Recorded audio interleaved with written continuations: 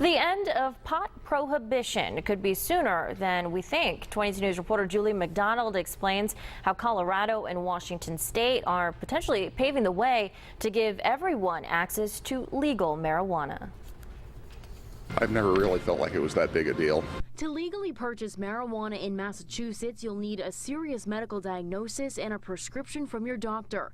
But in Colorado or Washington State, you'll just have to prove you're 21 or older. Voters there said yes last fall to legalizing recreational marijuana.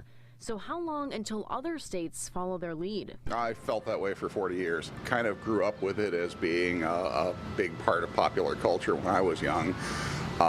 There were some people who got in trouble with it, but not that many and not that badly. The Justice Department has come up with a code of conduct for states like Colorado and Washington. Conditions like keeping marijuana out of the hands of kids and preventing drugged driving.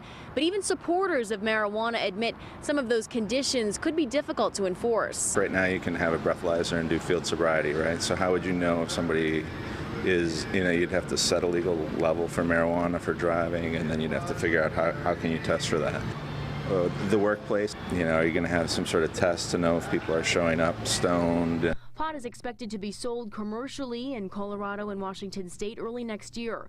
Drug abuse prevention advocates called the Justice Department's decision not to block state pot laws a mistake, saying they won't be able to measure the damage of marijuana getting into the wrong hands. Julie McDonald, 22 News.